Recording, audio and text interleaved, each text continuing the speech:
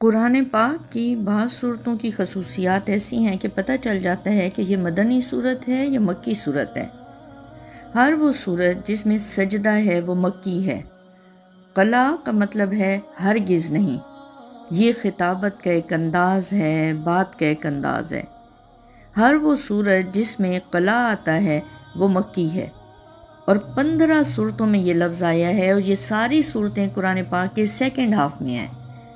ہر وہ صورت جس میں سجدہ ہے وہ مکی ہے، مدنی صورت میں سجدہ نہیں ہے۔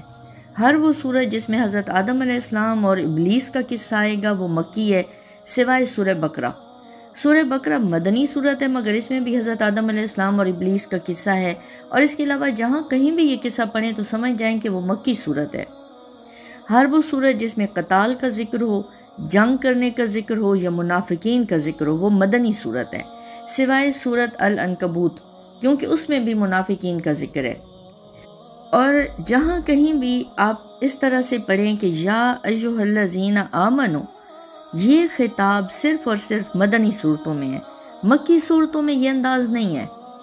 اسی طرح سے شریعت کے احکام جتنے بھی ہیں وہ ہمیں مدنی صورتوں میں ملیں گے، مکی صورتوں میں شریعت کے احکام نہیں ملیں گے، سوائے ایک حکم، اور وہ حکم یہ ہے کہ خون کا اور مردار وغیرہ کا کہ یہ حرام ہے۔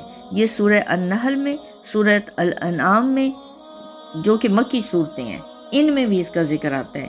اس کے علاوہ شریعت کا حکم مکی صورتوں میں نہیں ہوگا۔ مکی صورتوں میں ایمان کو مضبوط کیا گیا ہے۔ 3 ایمانیات کا آپ کو مکی صورتوں میں تکرار کے ساتھ ذکر ملے گا، ان کو ایمانیات ثلاثہ کہا گیا ہے۔ اللہ پر ایمان، آخرت پر ایمان اور رسالت پر ایمان، ان 3 کا ذکر مکی صورتوں میں کثرت کے ساتھ ملے گا۔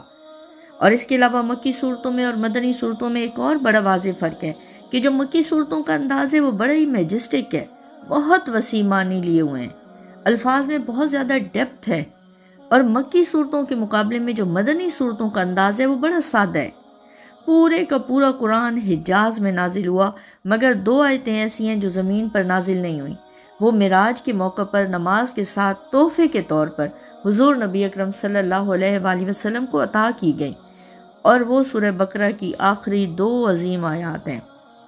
صحیح مسلم میں حضرت عبداللہ بن مسعود رضی اللہ تعالیٰ عنہ سے روایت ہے کہ معراج کے موقع پر نبی اکرم صلی اللہ علیہ وآلہ وسلم کو 3 چیزیں دی گئیں، ایک نماز، دوسرا سورہ بقرہ کی آخری 2 آیات، اور تیسرا یہ خوشخبری کہ امت میں جو شرک نہیں کرے گا وہ بالآخر بخش دیا جائے گا۔